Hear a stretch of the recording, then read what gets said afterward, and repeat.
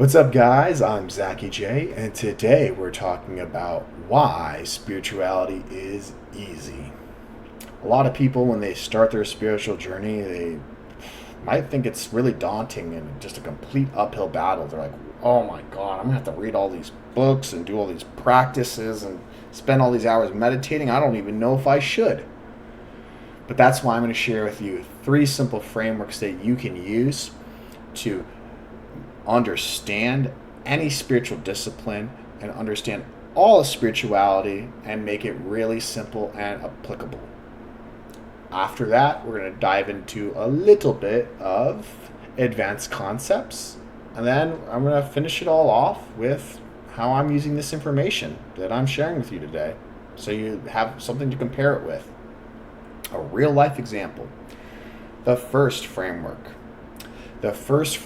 is, how do I even know if I have what it takes to start a spiritual journey? Well, the truth is, you've done harder things before.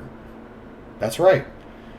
A perfect example is when you learn to read and write. When you learn to read and write, how did people teach you? Okay, well, they handed you some grammar, right? They handed you some vocabulary. They handed you some sentences.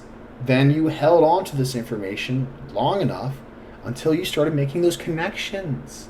And then after you made the connections, it started to become useful, and then you started being able to use it. Well, because there's nothing magical about spirituality, you can come to expect that process works over here too. And that's why I'm going to share with you also a dirty little secret about spirituality. It should be simple, and it should make sense. You should literally be able to use Occam's razor to cut through all of the BS that's out there and to have a crystal clear path that you can take to better your life if you're engaging in a spiritual journey. So, what is the second framework? Is how do I know if I'm even on the spiritual path? How do I know if I'm making progress with the spiritual path? Well, very simple. You're going to bump into more complicated concepts. Those complicated concepts, because you're getting better at this information, should become simple to you. I'll give you for example, if you were reading some Zen koans, at first they might be completely mind-bending, but over time they start to make sense. Same things with parables. If you ever read like a sermon from like a Buddhist sermon or any sermons from the gospel, at first they might just seem like, I don't even know where he's going with this. But over time, they become clear messages. And not only that, like even the really esoteric stuff too, like the stuff about like out-of-body experiences and like astral projection and deep states of trance and meditation, all that stuff becomes clear too. So you're taking this information, and by making it simple enough so you can understand it, you're also making it useful. So by doing those 2 things, you can guarantee that you're advancing along the spiritual path. So what is the third framework? The third framework is, how do I know if I'm like mastering this information, right? We don't just want to start with something that doesn't have an end goal in mind. Like we want to start something that we know is going to be beneficial to us. So mastery is always beneficial. And we know we're mastering anything, any skill, when you can simply explain it to other people. So can you explain complicated concepts to a 5th grader? No, you probably don't get it. Yes, you probably do get it. That's the same thing with spirituality too, is by taking these complicated concepts that you might be coming across in your spiritual journey and being able to explain to other people, so then they get They don't have to go through potentially the hours of study that you did, but they can get there very quickly because you just gave them a helping hand. That's a great example of mastery. So you want to be able to use these frameworks and apply it to all the spiritual disciplines. So now that we've gone through those 3 frameworks, let's touch on some advanced concepts. It's really interesting to me to talk about language because I think the way we communicate is so fascinating. A portion of our communication is verbally. It's through words, through the technology that we've developed of language. And language has developed over these years. We went from simple primitive grunts and pointing and symbols to being able to convey complicated ideas just through a sentence. It's pretty amazing. But that's not all of it. Actually, most of our communication is in our body language. And I already know you know this, but why is this important? Because the same way that we become eloquent at communicating to people with our speech, you actually become eloquent at communicating with people with your body language. And this has direct implications to spirituality because the way you communicate is not just with words. So in order to fully express ideas, you have to embody them. A lot of the spiritual knowledge that you'll come across in your spiritual journey, you'll figure out how to embody it because that's how you make use of it. That's how this information becomes practical, is you're using it every day. But not only that, it's like a great assurance too, because sometimes you might not have the right words for everything, especially when you're starting out. You don't know how to express everything perfectly, but you know that your body will get this stuff often long before you figure out the right words to say.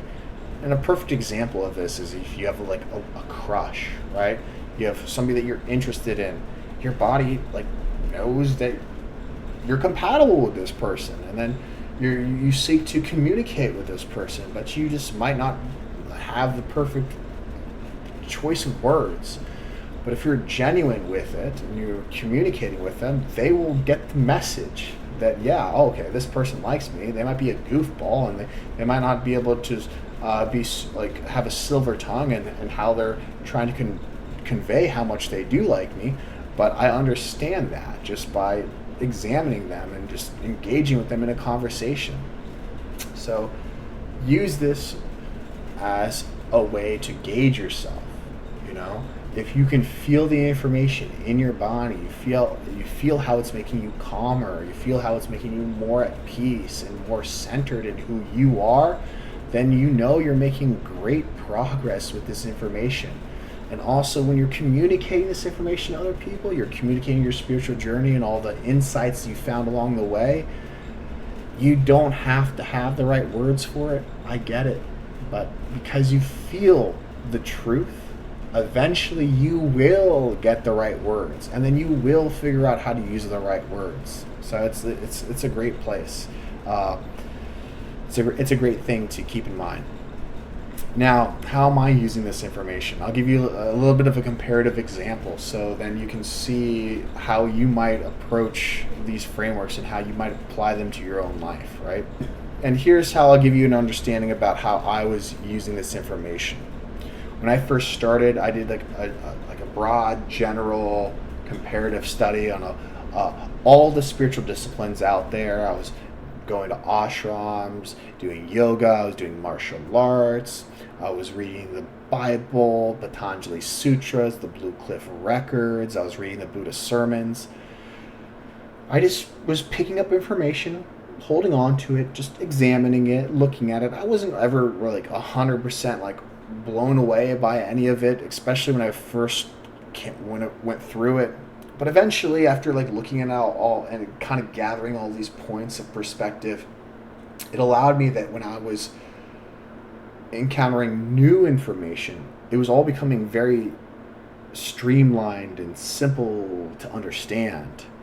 And I was starting to see the comparisons between them and how they, the Bible over here is saying this over there. You know, the golden rule, how the golden rule is a through line through most of these spiritual traditions. Oh, this meditative practice that was developed in China, it resembles this meditative practice that is developed in the Himalayan mountains, right?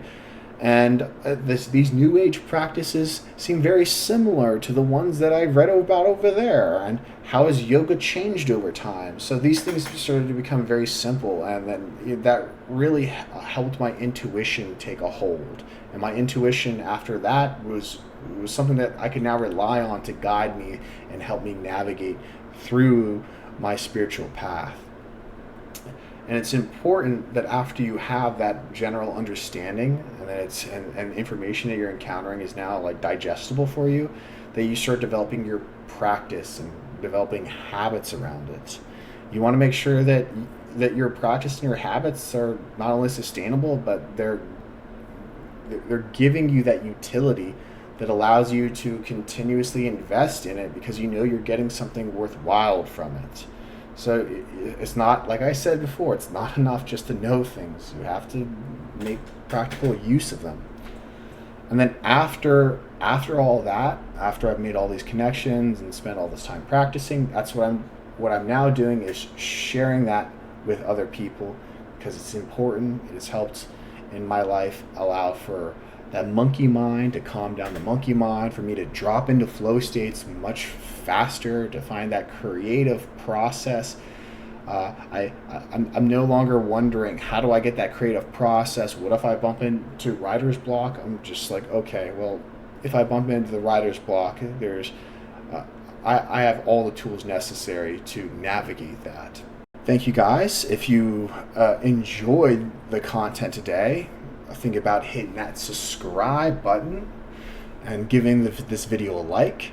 And if you want to check out more of my written content, I have a link down below in the description. So check out some of my written content. Thank you for tuning in and have a great rest of the day.